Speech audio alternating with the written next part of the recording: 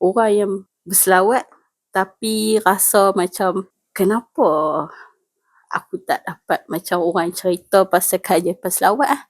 Kenapa aku selawat hajat-hajat tu belum termakbul? Kenapa aku selawat makin diuji? So orang-orang yang ada persoalan banyak macam ni, macam mana dia nak kekalkan untuk terus bertahan dengan selawat? Bismillahirrahmanirrahim. Allahumma salli ala Sayyidina Muhammad An-Nabi Ummi wa ala alihi wa sahbihi wa salim. Assalamualaikum dan hai semua. Jadi Alhamdulillah kita jumpa lagi dalam channel The Journey 4444. So untuk tahun ni Nisa punya target sharing Nisa nak kongsikan macam-macam kaedah. Story tu tetap ada. Nisa nak kongsikan juga kaedah-kaedah macam mana kita nak terus bertahan, terus kekal, terus istiqamah, konsisten dalam berselawat ni. Sebab apa? Kalau kita cuma jadikan kisah-kisah keajaiban selawat tu saja sebagai motivasi, adakala benda tu tak membantu kita. So kita perlukan banyak kaedah supaya kita boleh bertahan, terus berselawat sampai bila-bila. So untuk pengalaman Nisa sendiri, Nisa pernah mula selawat dulu sebabkan terinspirasi dengan kisah-kisah orang lain. So Nisa berselawat sebabkan hajat, sebabkan ada hajat waktu tu kan. Tapi boleh dikatakan Alhamdulillah memang betul bila kita banyak berselawat ni, satu persatu hajat kita termakbul, tapi ada syarat dan ketentuan dia.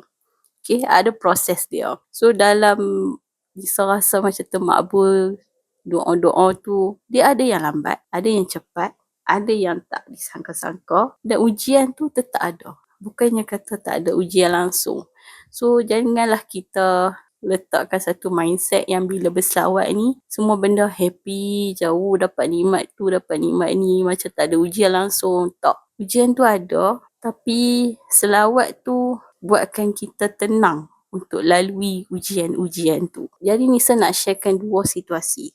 Situasi yang pertama adalah yang alami macam mana situasi macam Nisa. Yang kedua yang di sebaliknya lah kan. So untuk Nisa sendiri, Nisa selawat sebabkan hajat. So bila kita berselawat sebab hajat ni, dan bila hajat tu dah termakbul satu persatu sampai kita rasa macam, aku ni dekat dunia ke dekat syurga sekarang ni kan. Macam minta je dapat kan. Terlintas je dapat.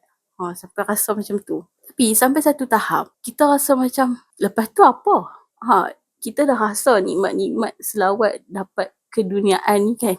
Lepas tu apa? Macam mana aku nak terus kekal istiqamah?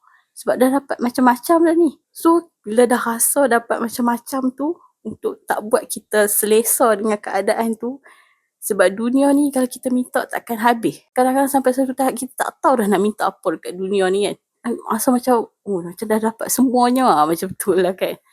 Tapi kalau kita just letak dunia saja, benda tu macam akan stuck lah. So bila ni tengok benda tu, selawat ni ke mana pula lepas ni? Macam mana aku nak terus istiqamah? So kita cari pula pasal akhirat. Rupanya ada hadis-hadis tentang selawat berkenaan dengan akhirat nanti. Kenapa pentingnya selawat waktu dekat mahsyar nanti? Kan? Itu situasi yang bila selawat tu dapat macam-macam, so nak teruskan istiqamah tu dengan cari pula next tu apa? Akhirat tu macam mana? Macam mana nak terus kekal macam tu. Yang kedua, situasi orang yang berselawat tapi rasa macam kenapa aku tak dapat macam orang cerita pasal kajian selawat. Kenapa aku selawat hajat-hajat tu belum termakbul? Kenapa aku selawat makin diuji? So orang-orang yang ada persoalan banyak macam ni, macam mana dia nak kekalkan untuk terus bertahan dengan selawat? Sebab dia pun sendiri terinspirasi dengan kisah orang lain. Tapi bila dia sendiri buat, dia tak capai expectation yang dia rasa macam kalau dia buat tu dia akan dapat macam orang tu juga. Tapi situasi dia tak sama. So dia akan jadi putus asa kalau dia tak tahu macam mana nak terus konsisten. So Nisa nak kongsikan 2 persoalan. Sebenarnya bila kita selawat ni mungkinlah sebab hajat, sebabkan kita tengah diuji, sebabkan terinspirasi, kita nak cubalah bila kita nampak orang lain buat macam best je, kita pun nak cubalah buat kan. Dan mungkin kita yang sedang mencari ketenangan ke, sebab tu kita bermula kan. Tapi bila kita tak dapat rasa benda tu, kita jadi give up.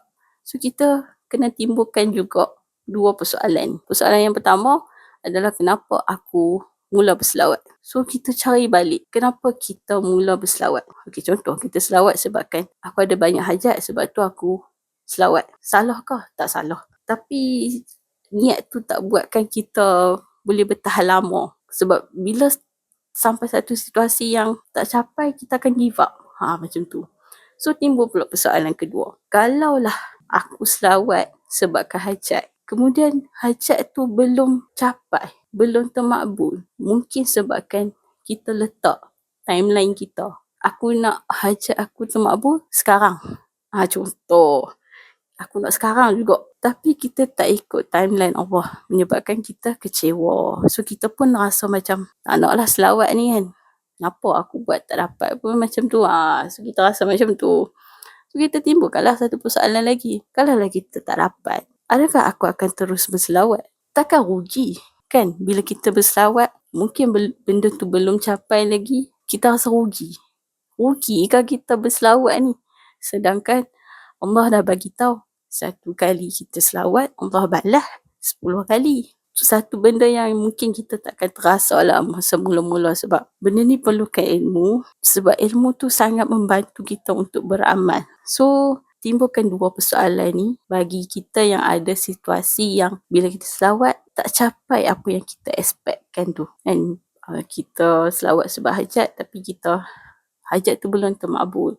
So persoalkan, kenapa aku mula selawat? Dan kalau aku tak dapat, adakah aku akan terus berselawat? Dan kenapa aku kena terus istiqamah selawat? Bila kita cari tu, kita akan jumpa jawapan. Dan bila dah jumpa jawapan, kita tahu kenapa pentingnya selawat dalam hidup kita. So itulah persoalan dan kaedah yang kita boleh gunakan untuk kita terus kekal bertahan dalam selawat ni. So benda ni bila bertahun-tahun, kita akan persoalkan benda yang sama. Bila kita macam rasa tak konsisten je, kita akan persoalkan balik. Kenapa aku mula selawat? Mungkin kita dah tahu, aku nak dekat dengan Nabi. Aku nak jadi VVIP dekat Masyar nanti. Aku nak Nabi kenal aku. So sebab-sebab tu akan bawa kita untuk terus kekal konsisten untuk berselawat. Jadi itu sajalah kongsian Nisa untuk kali ni. Mudah-mudahan bermanfaat untuk semua. Jumpa lagi di next journey. Jangan lupa terus memperbanyakkan selawat dan ajak lebih ramai lagi orang untuk memperbanyakkan selawat. Allahumma salli ala Sayyidina Muhammad wa ala ali Sayyidina Muhammad. Assalamualaikum. Terima kasih. Ada satu e-book bertajuk Keajaiban Selawat 1000 Kali. Ia sesuai untuk yang sedang belajar istiqamah berselawat, sama ada yang baru nak mula atau yang semangatnya pernah turun naik. Kalau rasa perkongsian ni beri manfaat, link e-book ada di description di bawah. Semoga ia jadi asbab kebaikan insya-Allah. Dan jangan simpan sorang-sorang. Tolong like, share dan subscribe channel ni supaya lebih ramai dapat rasa manfaat selawat. Semoga setiap klik, setiap perkongsian jadi pahala yang mengalir untuk kita semua.